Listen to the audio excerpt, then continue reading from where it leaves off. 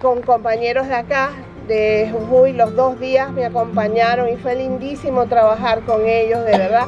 Los dos fueron educados también en la ELAM, así que son pichones nuestros. Y eso me hizo sentir muy orgullosa, de verdad, porque están trabajando bien, están dando lo mejor de sí. Y compartimos ese momento de ver niños, que quizás es el trabajo más difícil por la comunicación, pero más hermoso, porque es lo que garantiza el futuro de cualquier pueblo. Una infancia sana, feliz, bien cuidada, garantiza a un hombre y una mujer fuerte y con posibilidades de seguir adelante.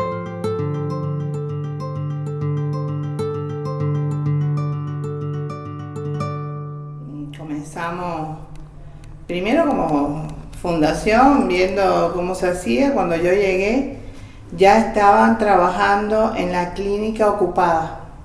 Ahí estábamos trabajando ya. Y bueno, fue la primera brigada, la de Gangán. Bajamos a Gangán. Fue una experiencia extraordinaria porque trabajamos también con población mapuche. Y eso era la primera vez que lo hacía en mi vida. Y fue muy interesante porque el cacique, por ejemplo, que estaba, se había quedado solito en la chacra, porque sus hijos y sus nietos habían ido a un lugar que les habían preparado con unas casitas de mejores condiciones y escuela para los niños. Pero cuando terminaron de estudiar los niños, no había grados superiores. La familia no quiso regresar a la chacra, sino que quiso ir a una ciudad, como por ejemplo Córdoba, a buscar maneras de que sus hijos pudieran seguir estudiando. Pero al llegar a estas ciudades no tienen dónde vivir, se convierten prácticamente en un cultivo para la delincuencia, para cualquier tipo de problema social que se presenta. Mientras tanto, el abuelo se había quedado solo en su chacra. Como su tierra no está reconocida legalmente a su nombre, el día que él muera, si no hay alguien en esa chacra, la tierra pasa automáticamente al Estado y el Estado la vende al mejor postor. ¿Que quiénes son? Las transnacionales. Y eso es lo que estaba pasando. Y fue muy claro él hablando en su lengua, porque no hablaba muy bien el castellano, pero se le entendía perfectamente bien el dolor, la desesperación y la preocupación, porque lo que él estaba dejando para las próximas generaciones era una tierra contaminada, porque las empresas mineras, sobre todo, que son las que compran, lo que hacen es contaminar el manto freático. Y eso hace que las próximas generaciones de argentinos puedan tener serios problemas de salud. Pero bueno, eso fue lo que encontramos allí en ese momento y fue mi primera experiencia interna dentro del pueblo argentino, porque antes había venido, pero había venido a las universidades en Rosario, en Córdoba, en Buenos Aires, con los compañeros de la solidaridad, pero nunca había trabajado de verdad, de tú a tú, con el pueblo y sobre todo la gente más humilde de ese pueblo. Y fue una experiencia que me marcó. A partir de ese momento empecé a venir prácticamente a todas las brigadas, claro, siempre que podía. Porque acuérdense que ustedes cambian de gobierno y ahí la cosa se pone a veces mala, ¿no? Pero bueno, mientras podía, vine. Por ejemplo, estuve con muchachos de la ELAM, egresados de la ELAM, en Misiones. Fue quizás la más dura de las experiencias porque fue con población autóctona en condiciones que tú dices, bueno, parece el siglo XV, ¿no? Porque son condiciones de verdad infrahumanas. Y sin embargo son mucho más felices que tú y que yo. También es verdad. El peor momento es donde están estas poblaciones lejos de las tomas de agua. Cuando están más cerca de las tomas de agua la vida es un poquito mejor, pero cuando están muy lejos es muy difícil para ellos.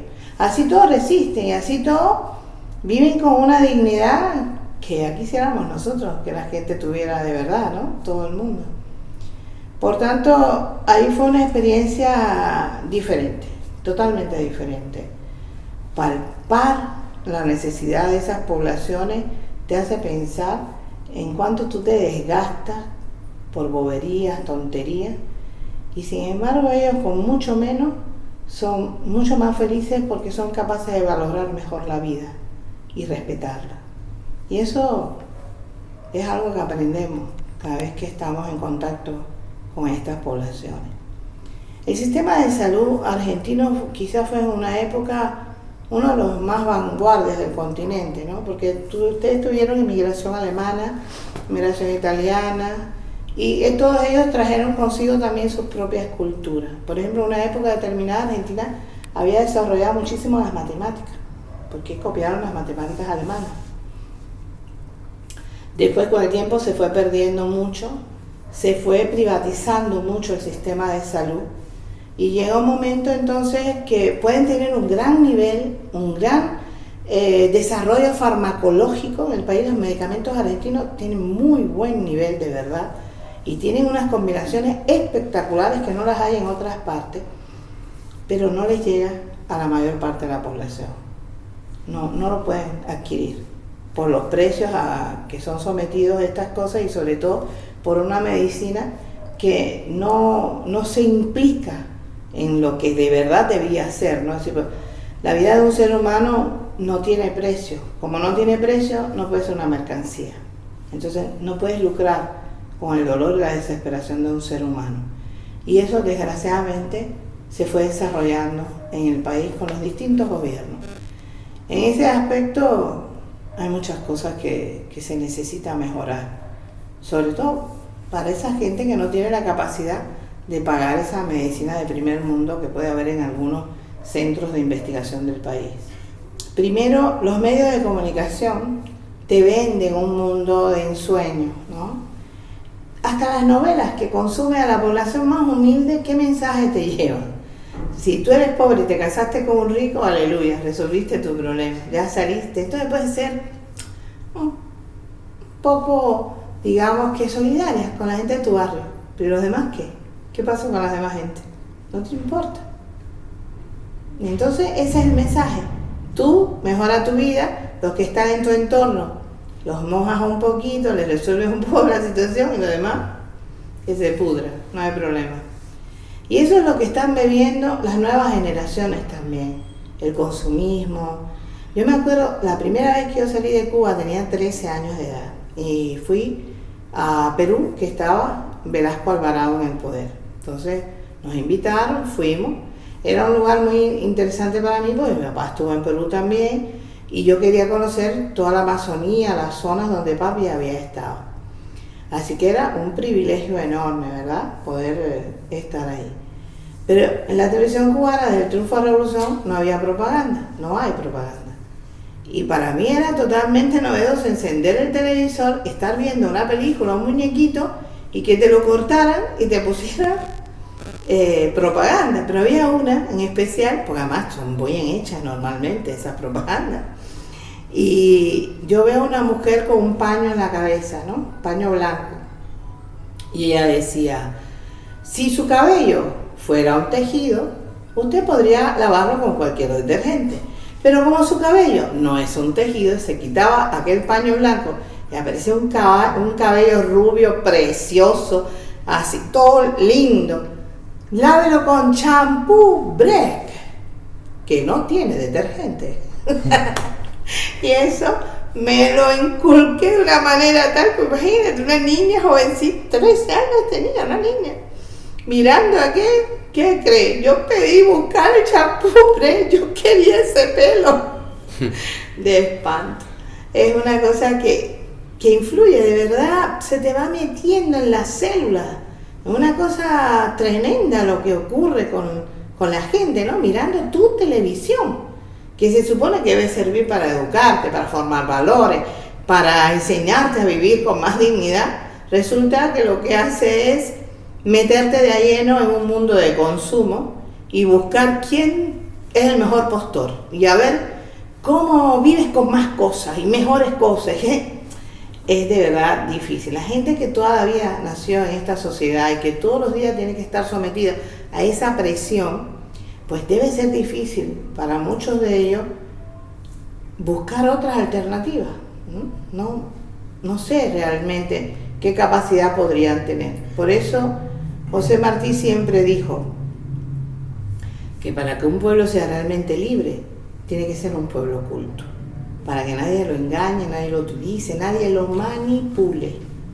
Entonces es importante llegar a la gente con proyectos reales. Si las personas están cansadas de que tú le hables bonito, pero nada más, se quedaron en promesas electorales.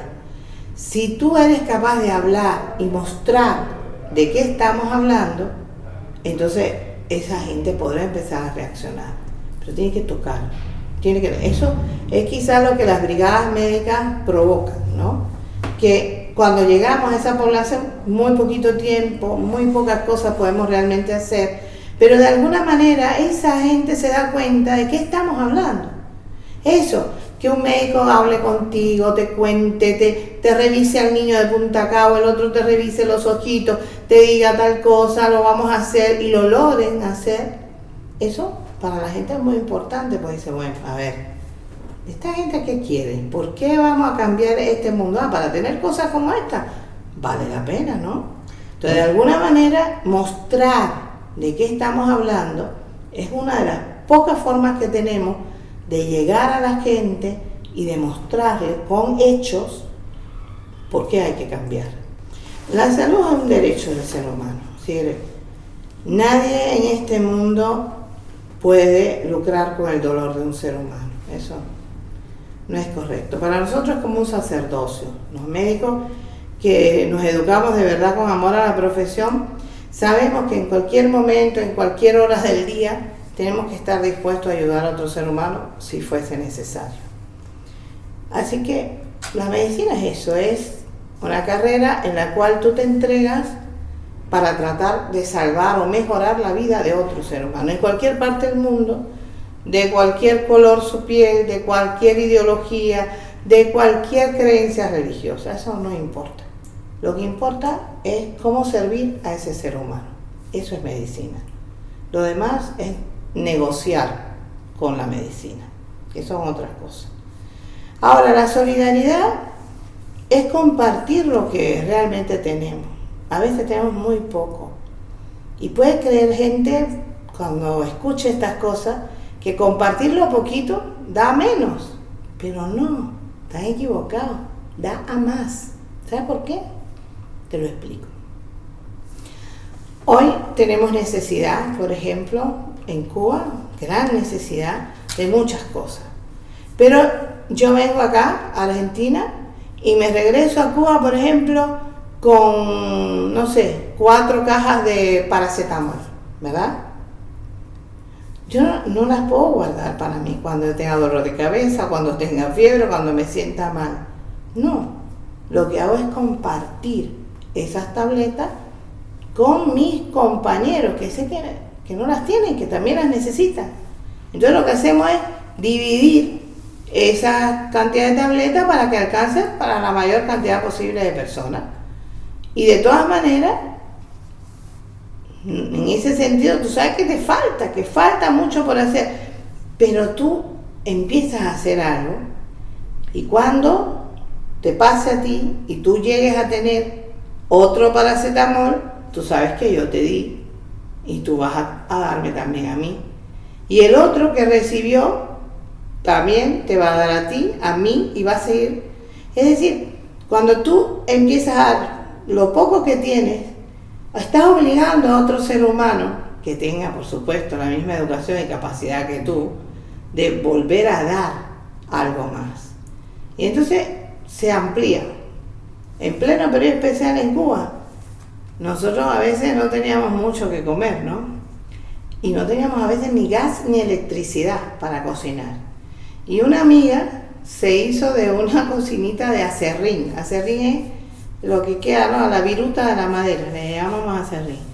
Esa cocina, el problema que tiene es que prende una llama muy grande y se consume rápido. Por tanto, tienes que tener todos los platos que vas a cocinar listos para ir haciendo el que más necesita candela, al menos, ¿no?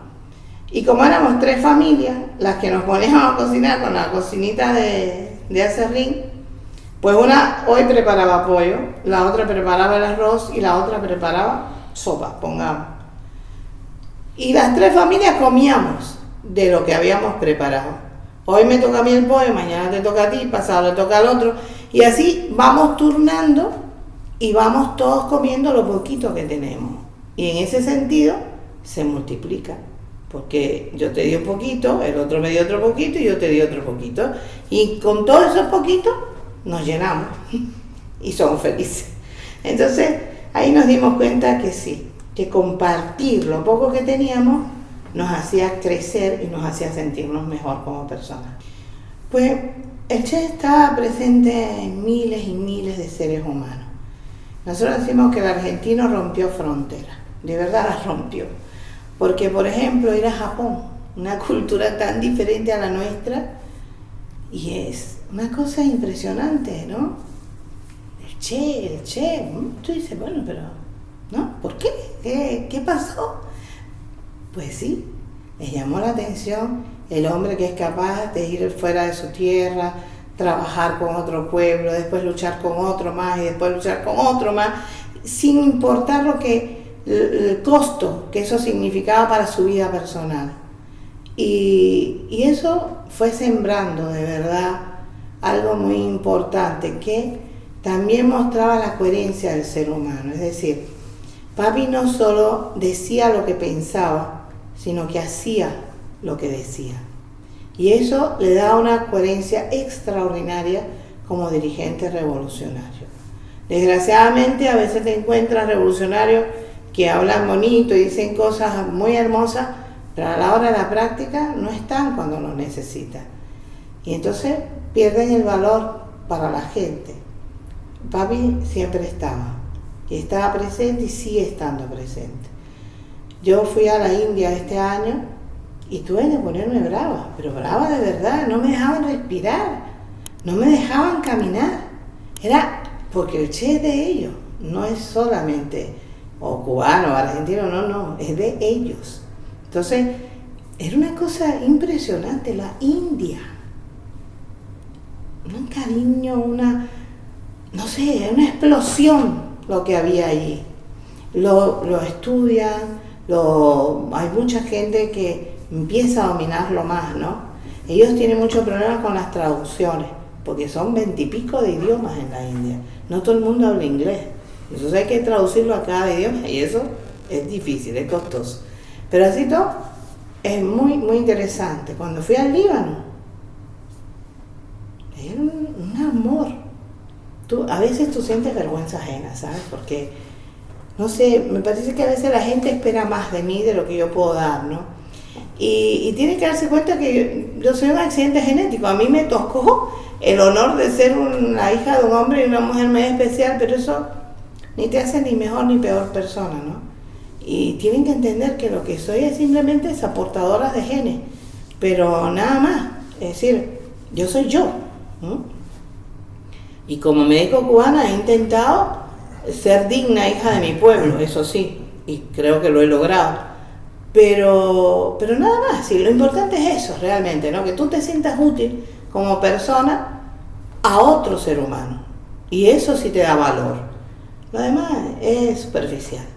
Pero la gente me ve como una extensión de mi papá. Yo siempre digo que yo no le llego ni a la uña del dedo gordo, pero me ven así. Entonces, también tuve el privilegio de tener una madre espectacular que nos enseñó que íbamos a recibir todas estas cosas, pero que teníamos que pararnos muy firmemente sobre la tierra y dejar pasar todo lo que nosotros no nos hemos ganado por sí mismos. Y eso ha sido fantástico en nuestra vida.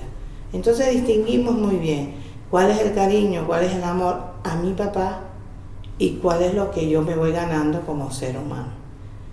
Y con eso te digo que uno vive tranquilo, ¿sabes? Porque, ya te digo, ojalá yo fuera como él, ojalá, pero es difícil. Igualar a ese ser humano es muy difícil, era muy completo como persona. Por eso quizás puede ser el mejor ejemplo para nuestros hijos, para todas las generaciones, porque esa coherencia, ese valor de enfrentar la vida y de ir venciendo sus propias limitaciones físicas, como un asmático severo, por ejemplo, eso hace que sea un hombre especial. Pero además, su inteligencia, su tenacidad Mi papá leyó por primera vez El Capital siendo muy jovencito. Y él mismo declaró que no entendió nada. Pero vuelve a leer, lo vuelve a leer, lo vuelve a leer. Y el último Capital que nosotros tenemos en Cuba, que él leyó, tiene en las márgenes del libro notas que él dice, ¿y esto cómo lo hago en Cuba? ¿Y esto cómo lo logro en Cuba? Es decir, no solamente ya dominó el Capital, sino que además es capaz de practicarlo en una sociedad muy diferente a la cual fue creada el Capital, ¿verdad? Y eso te habla de esa capacidad, esa tenacidad de seguir adelante, de buscar explicaciones, de buscar soluciones. Eso era realmente el Che, y por eso creo que puede seguir siendo un ejemplo magnífico para las nuevas generaciones. Desde hace muchos años, Fidel Castro dijo que el futuro de Cuba tenía que ser un futuro de hombres y mujeres de ciencia. Nosotros no tenemos casi recursos naturales, no somos como este país que es riquísimo, ¿no? Somos una isla pequeña del Caribe y expoliados sus pocos recursos por toda la colonización a la que fuimos sometidos. Primero los españoles y después los gringos. ¿Cuál de los dos nos dejó en tremendos problemas económicos? Pero bueno, en ese aspecto, de alguna manera, teníamos que ir buscando, ¿verdad?, soluciones a esas carencias que tenemos. Y Fidel crea un polo científico del primer momento de la revolución que se ha ido desarrollando. Cuando llega, por ejemplo, la pandemia, golpea al mundo entero, por supuesto, a nosotros también. Pero Cuba es el único país de Latinoamérica y quizás el único país del llamado tercer mundo que logra hacer 5 vacunas contra esa enfermedad. ¿Por qué? ¿Cómo lo logramos? Bueno, porque es que durante todo ese tiempo hemos seguido trabajando para prevenir enfermedades, que es lo fundamental del sistema de salud cubano. Nos dimos hace mucho tiempo, nos dimos cuenta que es más fácil prevenir una enfermedad que tener que curarla, ¿verdad? Entonces hay que prevenir. Para eso estábamos trabajando ya, por ejemplo, en vacunas para prevenir el cáncer de pulmón de células pequeñas, vacunas para prevenir cáncer de próstata, en vacunas para prevenir, por ejemplo, el cáncer de mama, para prevenir el cáncer de útero. En esas 4 estábamos trabajando ya durante mucho tiempo. Hemos hecho otras vacunas, por ejemplo, contra la meningocócica, que es realmente interesante. Y teníamos una base ya para trabajar. Por eso es que en menos de un año Cuba puede buscar soluciones y puede, implicando ese conocimiento que ya teníamos, buscar alternativas para hacer las nuevas vacunas que necesitaba. Todo eso consume, por supuesto, lo que quedaba de reservas del país. Son 2 años de pandemia cruel, difícil, como para todo el mundo, y la economía cubana se resiente mucho. Pero se resiente de una manera en la cual el gobierno de Estados Unidos hace mucho más fuerte y más cruel el bloqueo al cual estamos sometidos.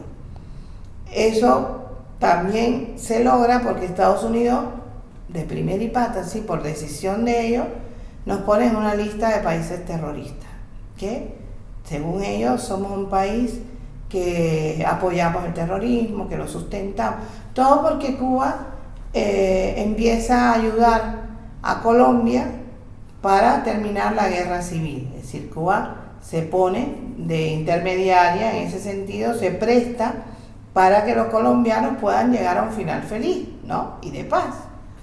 Pero eso es el detonante para que nos pongan en la lista de terrorismo. Bueno, cuando tú estás en esa lista, ningún estado del mundo puede comerciar contigo, ninguna banca. Por ley internacional, ningún banco puede sustentar un país terrorista, ¿no? Aunque sigan sustentando a Estados Unidos, sigan sustentando a Israel, que son bastante terroristas. Pero bueno, imagínate, son cuestiones que ellos plantean. La cuestión es esa, a partir de ese momento empezamos a sentir grandes carencias en la cuestión de medicamentos. Ahora en Cuba tenemos serios problemas con renglones de medicamentos y tenemos muy serios problemas también en la cuestión de insumos para los hospitales. Se gastó la reserva y no hemos podido recuperar esa reserva porque el turismo no llega prácticamente y nosotros vivíamos a base de ese dinero que entraba del turismo. Con eso podíamos intentar comprar cosas que además son ya de por sí caras, pero para Cuba se convierten en 5 y 6 veces el precio normal, porque no podemos ir directamente a la fuente a comprar medicamentos, porque si el FBI detecta a esa empresa que nos vende a nosotros el medicamento, la sanciona. La sanciona si tiene capital de Estados Unidos, se lo retira. Si esa empresa no tiene capital de Estados Unidos, impide que los productos de esa empresa se vendan en el mercado de ellos. O impide que la gente que comercia con nosotros, su familia y sus amigos, puedan volver a pisar territorio de Estados Unidos o Norteamérica. Es decir, golpea por todos lados. Y no todo el mundo tiene la fortaleza de quedarse, ¿no? Así que, en ese aspecto, no tenemos entonces cómo buscar estos insumos, cómo comprarlos o cómo pagar un barco para que lo traiga a Cuba, porque también por ley yanqui, si ese barco toca puerto de Cuba, no puede volver a tocar el puerto de Estados Unidos por lo menos en 6 meses. Por tanto, el dueño de la naviera nos pide 3 y 4 veces lo que pediría a un país normal, ¿no? Esa es la problemática del bloqueo y eso hace que hoy el sistema de salud cubano se sienta muy resentido. Si mantenemos las mismas bases, mantenemos a nuestros profesionales, mantenemos nuestros principios, pero tenemos muchas dificultades para trabajar porque nos faltan los insumos, nos faltan los medicamentos.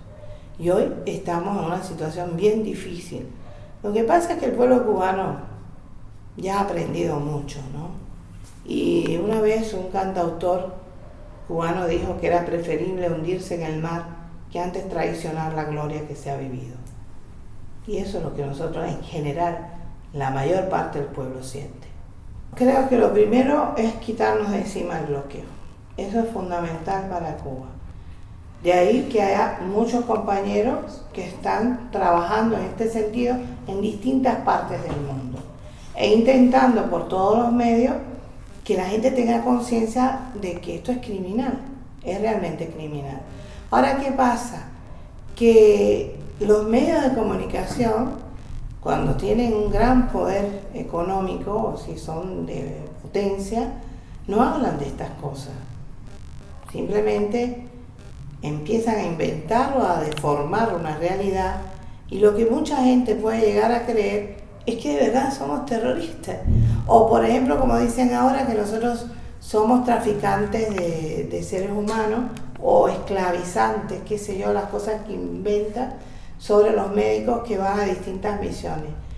Porque la realidad es que muchos de nuestros médicos son contratados a través de distintas organizaciones de salud y del propio Estado cubano, son contratados para trabajar en otras partes del mundo. Pero el dinero que pagan por ese servicio no va directamente a manos del cooperante. A manos de él va una parte de ese dinero, el resto va para Cuba. Porque tú como médico saliste a hacer una misión y yo como médico me quedé cubriendo lo que tú estabas haciendo. Entonces, de alguna manera, también, para que tú puedas ir para allá y yo mantener la vida del pueblo estable, tengo que hacer a veces 2 y 3 veces el trabajo, porque estoy sustituyendo a compañeros que no están. Y el pueblo necesita entonces también medicamentos, necesita insumos, y con ese dinero que recibimos se pueden hacer todas esas, compensar al que se ha quedado dentro trabajando y a la misma vez mejorar el sistema de salud del pueblo. Eso es lo que hacemos. Te pongo un ejemplo claro. Por ejemplo, en Qatar tenemos un hospital de cubanos. Nos pagan muy bien por trabajar allí, pero parte de ese dinero es el que Cuba utiliza para sostener la misión en Haití, porque Haití no puede pagar un centavo. Entonces, con parte de ese dinero ganado con nuestros profesionales en Qatar, logramos que un grupo de médicos cubanos pueda estar en Haití y Haití no tiene que pagar nada, pues no puede pagar nada por eso.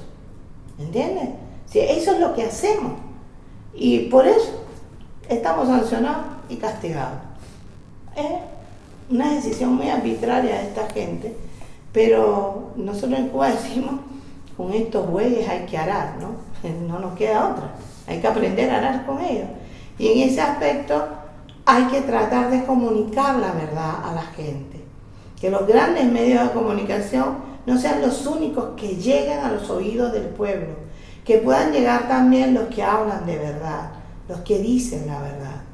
Y eso es muy importante para Cuba, porque de alguna manera la gente tiene que darse cuenta de cuál es la verdad y presionar. Pues mira, tenemos muchos proyectos en el hospital, hay que sostener las operaciones desde el punto de vista gratuito. Para eso necesitamos mucha solidaridad, realmente mucha solidaridad. Y unirse a través de la Fundación Un Mundo Mejor es Posible, pueden conocer todos los proyectos, todas las necesidades que tiene el centro y por ahí comenzar a apoyar y comenzar a ayudarnos. Todo lo más sencillo, lo que parece a veces más humilde, por ejemplo, como un paquete de leche o no sé, un poco de harina, todo es necesario, porque además cuando los pacientes vienen, están aquí unos días preoperatorios y después postoperatorios tienen que estar por lo menos 3 días más. Y eso significa que hay que alimentarlo, que hay que cuidarlo y todo eso conlleva un gasto extraordinario. Así que todo el que pueda apoyar, por muy poquito que sea, siempre va a ser bienvenido para ayudar a los pacientes que hagan bien su estadía en el hospital y al hospital para seguir avanzando. Así que la brigada me pareció que fue muy buena. Desde el punto de vista de oftalmología se trabajó muy duro también. Ya tienen un gran compromiso este hospital para los próximos meses. Hay que trabajar durísimo porque solo en esos 4 días que se trabajó, porque hubo una oftalmóloga que ha trabajado 2 días antes, 180 pacientes posiblemente tengan que venir a operarse de cataratas y de tirigio. Y bueno, el hospital va a estar bien ocupado en los próximos meses. Esperemos que el pueblo argentino decida bien en las próximas elecciones y que este hospital pueda seguir adelante y pueda seguir ayudando a los que más lo necesitan. Este país ya vivió una etapa muy dura. Desaparecieron más de 30.000 seres humanos en este país. No estamos hablando de una cosa tonta. Estamos hablando de una dura realidad que ya se vivió. ¿Ustedes quieren repetir eso? ¿Quieren volver a repetir eso? Porque Jujuy está siendo casi el laboratorio de lo que ustedes ya vivieron. Entonces, de verdad, yo me fui con una sensación de que hay gente valiente, que hay gente enfrentando la situación, pero hay otra gente que no tiene idea. Y gente de este país en general que no tiene idea de lo que está pasando en Jujuy. No tiene idea. Pero además de eso, oí hoy a una señora pedir al Senado de este país, al Parlamento de este país, la intervención sobre Jujuy, porque la situación se ha desbordado totalmente. Y si no se hace, ella dijo, ustedes serán cómplices de lo que pase en Jujuy en los próximos días. Ella dijo eso. Y yo creo que puede ser una realidad tremenda. Por tanto, hay que tener en cuenta qué van a hacer ustedes con relación a esta situación. Nosotros no podemos ni siquiera, por respeto al pueblo argentino, decir algo, opinar en ese sentido. Pero sí me lleva una sensación muy triste, de desesperación de mucha gente, de impotencia ante lo que está pasando. Y eso es muy duro para un ser humano, ¿no? Así que bueno, espero que tomen conciencia del poder que tienen como pueblo y que digan, como decía el Che, la última palabra.